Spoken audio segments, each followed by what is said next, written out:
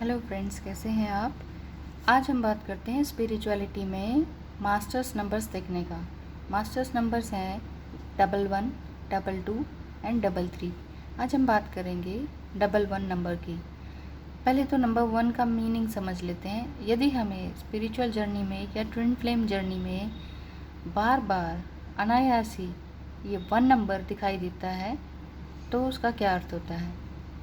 उसका अर्थ होता है न्यू बिगनिंग या नई सोच या कोई आपकी नई प्लानिंग, कोई नया आइडिया या नया गोल। ठीक है, अब इसी को डबल मात्रा अगर कर ली जाए तो तब हमें 11 नंबर दिखाई देता है। तो 11 जो नंबर दिखाई देता है, तो अब इन्हीं सब चीज़ों की, जैसे new thinking, new beginning, new planning, इन सब की जो इंटेंसिटी है वो डबल हो जाती है। तो ये मास्टर नंबर है 11। 11 है यानी कि 1 + 1 = 2।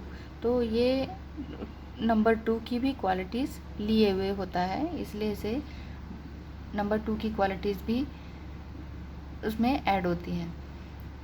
ये एक स्पिरिचुअल नंबर है और ट्विन फ्लेम जर्नी में और स्पिरिचुअल जर्नी में बहुत कारगर है। समझना है कि हमें ये समझना चाहिए कि ये नंबर्स हमें क्यों दिख रहे हैं बार बार। आपने जो अपनी स्ट्रगलफुल लाइफ से तंग आकर अपने आप को जो सरेंडर किया है ना, सरेंडर टू गॉड हुए हैं जो, तभी आपको नंबर दिखने लगते हैं। जब आपको ये लगता है बहुत स्ट्रगल हो गया, भगवान मेरे बस की अब है ही नहीं, मैं अपने इन सब मुश्किलों से, इन नेगेटिव एनर्जी से पार नहीं पा रही हूँ या पा रहा हूँ, तो फिर अब मैंने सब कुछ आपके ऊपर सौंप दिया है, तब आपको ये नंबर्स दिखाई देने लगते हैं। और जब आपको ये महसूस होने लगता है कि आप फिज़िकल बॉडी से भी कुछ और हैं, आप सिर्फ, आपका नाम नहीं है, आप सिर्फ नाम ही नहीं है, आपकी जो मेल फीमेल बॉडी है आप सिर्फ वो ही नहीं है, ठीक है ना, तब आपको ये नंबर्स दिखाई देने लगते हैं। तो आज हम 11 की ही बात कर रहे हैं, 22 और 33 की नेक्स्ट वीडियोस में बात करूँगी। इसका अर्थ है कि अब तक जो भी इस नंबर्स को दिखने का मतलब ये है कि अब तक आपने जो भी पास्ट लाइफ में, जैसे चाइल्डहुड ट्रॉमास हैं, फियर है, डाउट्स हैं, प्रॉब्लम्स हैं, वो सभी जो भी नेगेटिव एनर्जीज़ आपने अभी तक देखी हैं, रियलाइज़ की हैं, उन सब से बाहर निकलने का टाइम आ गया है। ये नंबर हमें ये संकेत देता है। ट्विन फ्लेम जर्नी में इसका बहुत ज़्यादा महत्व है, क्योंकि ये अगर आपको अक्सर दिखने लगा है तो इसका मतलब है अब समय आ गया है स्पिरिचुअल होने का। स्पिरिचुअल का मतलब है अब आपको पूरी तरह से सरेंडर टू गॉड होना है और ईश्वर का नाम जपते हुए, उनका मंत्रोच्चारण करते हुए या मेडिटेशन करते हुए या सिंपली चुपचाप आप एक रूम में बैठ जाएं, मज़े से अपना एक थर्ड आई में ध्यान लगाएं, नहीं तो आप एक सामने कोई बिंदु रख लें, उस पर ध्यान लगाएं, या त्राटक अगर आप समझते हैं तो उस पर ध्यान लगाएं और इस तरह का कुछ ध्यान वाली क्रिया करें जिसे मेडिटेशन कहते हैं। मेडिटेशन से घबराइए मत, स्टार्ट कर दीजिए, यही एक इनर वर्क का तरीका है, ठीक है ना। तो इसका मतलब है कि अब आपको इनर वर्क करने की बहुत ज़्यादा ज़रूरत है और अपने नेगेटिविटी को बाहर फेंकने का बिल्कुल करेक्ट टाइम आ गया है, नहीं तो इससे ज़्यादा नेगेटिविटी और बढ़ती जाएगी।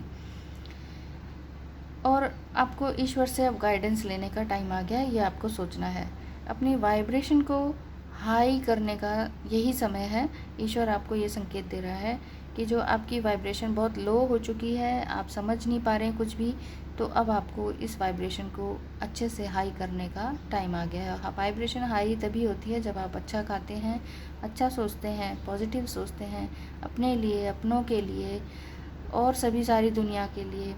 हील करने का टाइम आ गया है जब आप ये सोचते हैं कि हाँ, अब मुझे इस ट्रॉमा से, इस गंदगी से बाहर निकलना है, इन गलत रिश्तेदारों से, रिश्तेदारी में जो मैं फंसा हुआ हूँ, जो मुझे सिर्फ नेगेटिव एनर्जी ही देते हैं और मेरे अंदर नेगेटिव एनर्जी ही लाते हैं, तो उन सब से मुझे बाहर निकलना है।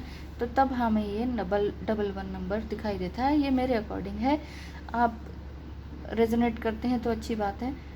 वैसे इसका नंबर मतलब यही होता है, क्योंकि ये न्यू बिगनिंग होती है, कुछ ख़त्म होगा, यानी कि नेगेटिविटी ख़त्म होगी, तभी तो आपके अंदर पॉजिटिविटी आएगी ना। तो जो भी डीएम है, चाहे मेल फीमेल बॉडी में है या डीएफ है, कोई भी मेल फीमेल बॉडी में हो सकते हैं, तो इन सब की फैमिली बड़ी डिस्टॉर्टेड और डिस्टर्ब्ड होती हैं, किसी तरह से ये मिलते हैं, मैंने पहले भी बताया था। तो इनकी जो भी एनर्जीज़ होती है ना, बहुत ही नेगेटिव होती हैं, बचपन से लेके अब तक मिलने तक उनकी नेगेटिव एनर्जीज़ होती हैं। तो अब ये टाइम आ गया है, ये नंबर ये दिखाता है कि अब हमें इनर वर्क कर देना चाहिए। इनर वर्क कैसे होगा?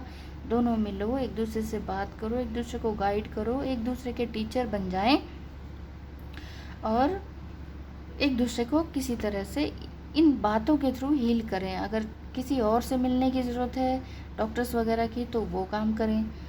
पूजा प्रार्थना की ज़रूरत है तो वो करें, साधना करने की ज़रूरत है तो वो करें, कोई और उपाय करने की ज़रूरत है तो वो करें। तो इस नंबर का यही मतलब है। तो ठीक है, अब आप अपने इस नंबर को देखकर इस जर्नी को पहचानिए, अपने आप को समझिए, इनर वर्क कीजिए।